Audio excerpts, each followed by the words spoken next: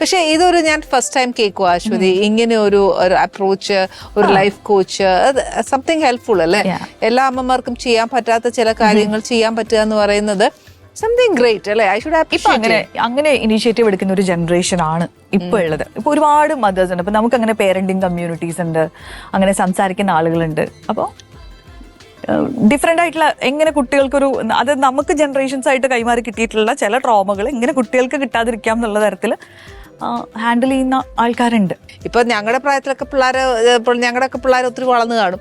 അപ്പൊ ഇനി അതല്ലല്ലോ, ഇനി വരുന്ന ജനറേഷൻ ആണെങ്കിലും നമുക്ക് അത് ഹാൻഡിൽ ചെയ്യാൻ. ഇപ്പം ആ ഒരു കാലഘട്ടത്തില് സ്ക്രീൻ ടൈം ഒരു പ്രശ്നമല്ലായിരുന്നു. സ്ക്രീൻ എങ്ങനെ TV മാത്രമല്ലേ ഒരു ചാലഞ്ച് ആയിട്ടുള്ളൂ. ഇപ്പോഴത്തെ കുട്ടികൾ ജനിച്ച് പല വീടുകളിലും ആളുകളില്ല നോക്കാൻ. മുന്നേക്കെന്ന് പറഞ്ഞ ഒരു കുട്ടീനെ നോക്കാൻ ഒരു ട്രൈബ് തന്നെ ഉണ്ടായിരുന്നു. ആളുകളില്ല, ആരെങ്കിലും ഒക്കെ കുട്ടീനെ നോക്കുമായിരുന്നു. ഇതിപ്പോ കുട്ടികളെ ശ്രദ്ധിക്കാൻ ആളില്ല. നമ്മൾ എല്ലാ തിരക്കുകളും കഴിഞ്ഞിട്ട് കിട്ടുന്ന സമയത്താണ് നമ്മൾ പേരന്റിങ് ചെയ്യാൻ പോകുന്നത്. ആ സമയത്തും നമ്മളും ബിസി ആയിരിക്കും ഫോണിൽ. അപ്പൊ നമ്മൾ കുട്ടിക്ക് ഒരു ഫോൺ വെച്ച് കൊടുക്കും. പല വീട്ടിലും ബേബി സിറ്റർ ആവുന്നത് ഇപ്പൊ മൊബൈൽ ഫോണാണ്. അത് ഞാൻ കണ്ടിട്ടുണ്ട്. സത്യം. ഓ ഡെഫിനറ്റ് ആയിട്ടും അത് ശരിയാ. പണ്ടത്തെ പോലെ ജോയിന്റ് ഫാമിലിയിൽ എല്ലാവരും കൂടെ ഉള്ളതിട്ട് വളർന്നു വരുന്ന പോലെ ഒരു ഷെയറിംഗ് മെന്റാലിറ്റി, എല്ലാവരോടുമുള്ള റെസ്പെക്ട് എല്ലാം ഉണ്ടാവും അല്ലെ? ദൈവമേ, ഇത്രയൊക്കെ കേൾക്കാൻ എനിക്ക് സത്യം പറഞ്ഞ ഒരു ഭാരം ഉണ്ട് കേട്ടോ. ഇതിനൊരു റിലാക്സേഷൻ വേണ്ടേ? നമുക്ക് ഡൈനിങ്ങിലേക്ക് പോയാലോ? വലിയൊരു എന്തൊരു ആശ്വാസം. ഫുഡ് ഭയങ്കര തെറപ്യൂട്ടിക് ആണ്. പ്രത്യേകിച്ച് നല്ല ടേസ്റ്റ് ആയിട്ടുള്ള ഫുഡ് കഴിക്കാൻ. നമുക്ക് സ്ട്രെസ് വരുമ്പോൾ നമുക്ക് ഫുഡ് കഴിക്കാൻ തോന്നില്ലേ? ഒരുപാട് ആൾക്കാർ പറയാറുണ്ട് സ്ട്രെസ് വരുമ്പോൾ ഫുഡ് കഴിക്കും. അശ്വതി, എന്നെ അവിടെയും പഠിപ്പിക്കരുത്. ഇനി ഞാൻ കുക്ക് ചെയ്യുമ്പോഴത്തേക്ക് അതും കൂടെ ടെൻഷൻ ആവും. ഇപ്പൊ പോയി ഉണ്ടാക്കിയ ഭക്ഷണം കഴിക്കാം. അതാ നല്ല വരൂ.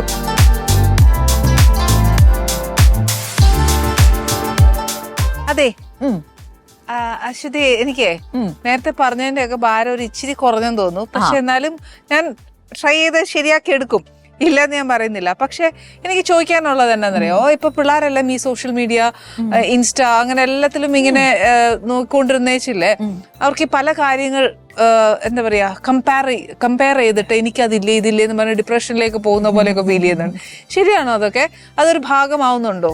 ആ സോഷ്യൽ മീഡിയ ഡെഫിനറ്റ് ആയിട്ടും അതൊരു ഭാഗമാവുന്നുണ്ട്. നമ്മൾ എപ്പോഴും സ്ക്രോൾ ചെയ്തുകൊണ്ടിരിക്കുമ്പോൾ നമ്മൾ നമ്മുടേതല്ലാത്ത അല്ലെങ്കിൽ ലോകത്തിന്റെ പല ഭാഗത്തുള്ള നല്ല കളർഫുൾ ആയിട്ടുള്ള ലൈഫ് മാത്രമല്ലേ കണ്ടുകൊണ്ടിരിക്കുന്നത്. അപ്പൊ അതൊരു കാര്യമുണ്ട്. നമ്മൾ കോൺസ്റ്റന്റ് ആയിട്ടുള്ള ഒരു കമ്പാരിസൺ ഉണ്ട്, ഒരു പെർഫോമൻസിന്റെ പ്രഷർ ഉണ്ട്. ഞാൻ മാത്രം എവിടെയാ എത്തണില്ല, എല്ലാവരും എന്തൊക്കെയോ അങ്ങനെയുള്ള കമ്പാരിസൺ പരിശ്രമിച്ചാലല്ലേ വരുന്നുള്ളൂ. അല്ല, പണ്ടാണെന്നുണ്ടെങ്കിൽ നമുക്ക് അപ്പുറത്തുള്ള 2-3 വീട്ടിലെ ആൾക്കാരുടെ കാര്യം അല്ലെങ്കിൽ നാട്ടിലുള്ള കുറച്ച് പേരുടെ കാര്യം നോക്കിയാൽ മതി. ഇതിപ്പോ ലോകത്തുള്ള മുഴുവൻ ആൾക്കാരുടെ സക്സസ് സ്റ്റോറീസ് ഒക്കെ നമ്മൾ കണ്ടോണ്ടിരിക്കല്ലേ. ശരിക്കും അതൊരു മോട്ടിവേഷൻ അല്ലേ ആവണ്ടേ? മോട്ടിവേറ്റഡ് അല്ലേ ആവണ്ടേ? പക്ഷെ പണിയെടുക്കാൻ പൊതുവെ നമ്മുടെ ബ്രെയിനിന് മടിയാ. അപ്പൊ ഇതൊക്കെ കണ്ടിട്ട് എനിക്കിതൊന്നും പറ്റുന്നില്ലല്ലോ. കുഴപ്പം എന്താന്ന് വെച്ചാ ഇതെല്ലാം കണ്ടേച്ച് എനിക്കൊന്നും ആവാൻ പറ്റുന്നില്ലെന്നും എനിക്കൊന്നും മെനക്കെടാൻ വയ്യെന്നും മെനക്കെടാൻ അങ്ങ് അറ്റത്തെത്തണമെന്ന് പറഞ്ഞു കഴിഞ്ഞാൽ നമ്മൾ അമ്മമാരെന്നാ ചെയ്യും?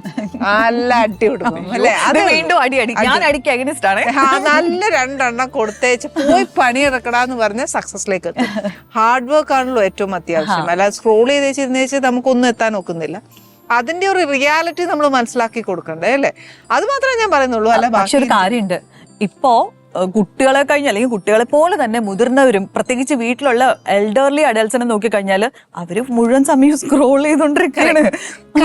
ഇത് ഞാന് എപ്പോഴും ഒരിക്കൽ ഞാൻ എന്റെ പ്രേക്ഷകരോട് പറയുമായിരുന്നേ, നമ്മൾ അടുക്കളയിൽ ഏത് നേരം അമ്മമാര് പണിയെടുക്കും, എല്ലാ ജോലിയും ചെയ്തേച്ചൊക്കെ വന്ന് ഒരു 5 മിനിറ്റ് അവിടെ ഇരുന്ന് ഒന്ന് ഇൻസ്റ്റ നോക്കിയാൽ മതി.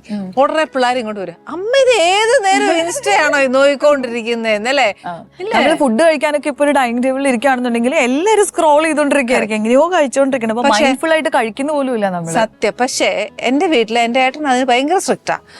ഡൈനിങ്ങിലും പറ്റുകയില്ല, അല്ലാതെ നമ്മളൊരു ലിവിംഗ് റൂമിൽ ഇരിക്കുവാന്നേല്, അടുക്കളയിലാന്നേല്, എവിടെ ആന്നേലും നമ്മൾ എല്ലാവരും കൂടി ഇരിക്കുന്ന ഒരു സ്ഥലത്ത് എല്ലാരും വർത്താനം. അത് വളരെ ഇമ്പോർട്ടന്റ് ആയിട്ടുള്ള ഒരു കാര്യമാണ്. നമ്മുടെ പ്രയാസങ്ങളായിരിക്കാം, not to a third person, പക്ഷെ അത് നമ്മളിൽ തന്നെ, അതായത് അച്ഛൻ, അമ്മ, കൂടപ്പുറപ്പുകൾ ഇരുന്ന് നമ്മുടെ പ്രശ്നങ്ങൾ സോൾവ് ചെയ്ത് ഹാപ്പി ആയിട്ട് മുന്നോട്ട് പോവാന്നുള്ളത് പുള്ളി ആദ്യമേ വെച്ചത് ഭയങ്കര ബ്യൂട്ടിഫുൾ ആണ്. അത് ഭയങ്കര ഇമ്പോർട്ടന്റ് ആണ്. ഇന്ന് മെജോറിറ്റി വീടുകളിൽ മിസ് ചെയ്യുന്നല്ലേ. പക്ഷെ ഇത് ഞങ്ങൾ ആദ്യമേ തീരുമാനിച്ചു, അദ്ദേഹം എടുത്ത തീരുമാനം അത്.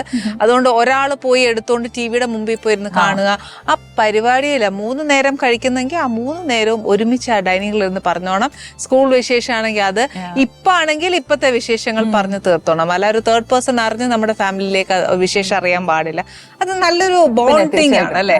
അതൊക്കെ ഉള്ളൂ ഞങ്ങൾക്ക് ബേസ്. അല്ല അതൊക്കെ ചെയ്യാതിരിക്കുമ്പോ ഞാൻ പറയും എവിടെ ഇതൊക്കെ നമ്മൾ അമ്മമാർ അലക്കിയല്ലേ എന്ന് പറഞ്ഞാൽ 2 അലപ്പ് അലക്കുമ്പോ ഇങ്ങനെ പോരും. അത്രയൊക്കെ ഉള്ളൂ. അല്ലാതെ ഇത് ഡിപ്രഷനിലേക്ക് പോകുന്നുള്ളൊരു പേടി അതൊക്കെ ഞാൻ ഇങ്ങനെ ചോദിക്കുമായിരുന്നു. അതും ഇതിന്റെ ഒരു ഭാഗമാണല്ലോ. ഇപ്പൊ ഇങ്ങനെയുള്ളൊരു സ്പേസ് ഉള്ള ഫാമിലി ആണെന്ന് പറഞ്ഞു. ഒരുപാട് ഫാമിലീസ് നമ്മൾ ഈ പറയുന്ന ഡിസ്ഫങ്ഷണൽ ആയിട്ടുള്ള ഫാമിലീസ് ഉണ്ട്. അപ്പൊ അവിടുത്തെ പേരൻസ് തമ്മിലുള്ള ഡൈനാമിക്സ് ചിലപ്പോൾ ശരിയായിരിക്കില്ല, അല്ലെങ്കിൽ ചിലപ്പം സിംഗിൾ പേരന്റ് ആയിരിക്കും ഉണ്ടാവുള്ളൂ. അപ്പൊ അവർക്ക് ഫുൾ ടൈം ചിലപ്പം അങ്ങനെ അറ്റൻഡ് ചെയ്യാൻ പറ്റിയെന്ന് വരില്ല. കുട്ടികൾ പലപ്പോഴും വീടുകളിൽ ഒറ്റയ്ക്കാണ്, അവർക്കൊന്നും ചെയ്യാനില്ല. സ്കൂൾ വിട്ട് തിരിച്ചു വരുന്ന സമയത്ത് മിക്ക കുട്ടികളും വീടുകളിൽ ഒറ്റയ്ക്കാണ്, അല്ലെന്നുണ്ടെങ്കിൽ അവരെ കേൾക്കാൻ ആ സമയത്ത് ഒരാളുണ്ടാവില്ല. അപ്പൊ അത് ഭയങ്കര കൺസേൺ, നമുക്ക് വിഷമം തോന്നുന്ന കാര്യമാണ്. പക്ഷെ അത് നമുക്ക് എല്ലാവർക്കും വേണമെന്ന് വിചാരിച്ച പരിഹരിക്കാൻ പറ്റുന്ന ഒരു കാര്യങ്ങളും ഇല്ല. വേണമെന്ന് വിചാരിക്കണം അല്ലെ. അത് നമുക്ക് നമ്മുടെ കുഞ്ഞുങ്ങളാണ്, നമ്മളല്ലാതെ അവർക്ക് ആരുണ്ട് എന്നുള്ള ഒരു വാക്ക് മാത്രം ചിന്തിച്ചാൽ മതി. അതിനുവേണ്ടി ഒരു ഇച്ചിരി സമയം, ഒരുപാട് കാര്യങ്ങൾക്ക് വേണ്ടി ഓടുന്ന സമയത്ത് ഒരു ഇച്ചിരി സമയം നമ്മുടെ കുഞ്ഞുങ്ങൾക്ക്, നമ്മുടെ ഫാമിലിക്ക് വേണ്ടി മാറ്റാം മതി. ഒരു 10 മിനിറ്റ് ആണെങ്കിൽ ആ 10 മിനിറ്റ് പിള്ളേരുടെ ലൈഫിലേക്ക് എത്രയോ വാല്യുബിൾ ആയിരിക്കും. അതൊക്കെ ഞാൻ പറയുന്നുള്ളൂ. അല്ലാതെ 24 മണിക്കൂർ അവരുടെ മുട്ടി പോരുന്ന നമ്മളോട് പറയാം അമ്മയ്ക്ക് വേറെ പണിയില്ല.